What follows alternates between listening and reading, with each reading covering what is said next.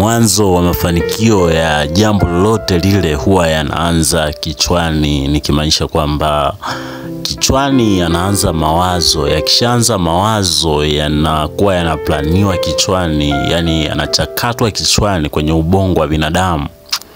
Ndipo yanakuja yanaletwa kwenye masuala ya action. Ndio maana kila mtu kwenye maisha ana idea na ana mawazo, ana fikra, ana thinking.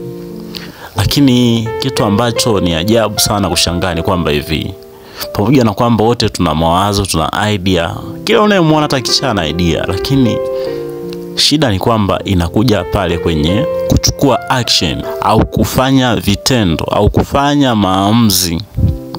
Sasa hicho ndo kitu ambacho huwa kinatusumbua watu wengi, ni kwamba tunakuwa na mawazo, tunakuwa na idea, lakini hatuchukui action.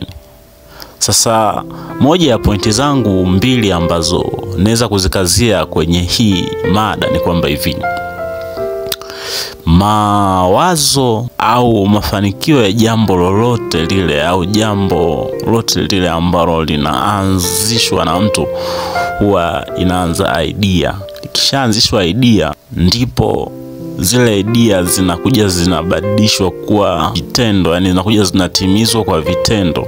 Kwa sababu yani lazima ufikirie kwanza, yani uwezo ukafanya bila kufikiria. Lazima ufikirie kwanza kwamba okay, sasa hivi nataka nianzishe project fulani, sasa nataka nianzishe biashara fulani, sasa nataka nianze kufanya kazi fulani. Hauwezi tu kaanza kufanya, lazima vianzie kichwani. Yani kila unayoona mafanikio yameweza kutokea kwenye hii dunia yalianza mawazo kwanza. Sasa yakishaanza mawazo, ndipo tunafuata nini? Action. Action ni kitu cha pili. Action ndio hiyo inaonyesha vitendo. Lazima uonyeshe watu kwamba okay, hiki ninachokifanya ni kitu kimeanzia kwenye mawazo. Kwa mawazo ni kitu ambacho ndio utajiri wa kwanza, au ndio mwanzo wa mafanikio ya mtu kwanza kabla hajaenda kwenye action.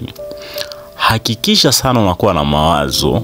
Usiishie tu kuwa na mawazo. Unapokuwa na mawazo, hakikisha unakuwa na nini? Unachukua na action, unachukua hatari, unachukua vitendo. Sasa watu wengi huwa wanakuwa na mawazo mazuri, lakini wanaogopa kuchukua hatari, wanaogopa kuchukua nini? Action. Hasa ukishaogopa kuchukua action, kufanikiwa inakuwa ni ngumu sana, kwa sababu mafanikio ya mawazo yako, mafanikio ya idea yako yapo kwenye action. Usiogope, chukua action, chukua hatua zote ambazo zitakufanya hilo wazo lako litimie. Usishie tu kukaa na wazo kichwani, utakuja kufa nalo na mwisho wa siku utakuja kujilaumu kwa nini hukufanya. Make sure una make nini? Action. Asante, naitwa Sam Focus Betamani. Endelea kunifuatilia kwenye mitandao ya kijamii, utaendelea kujifunza zaidi siku hadi siku. Asante.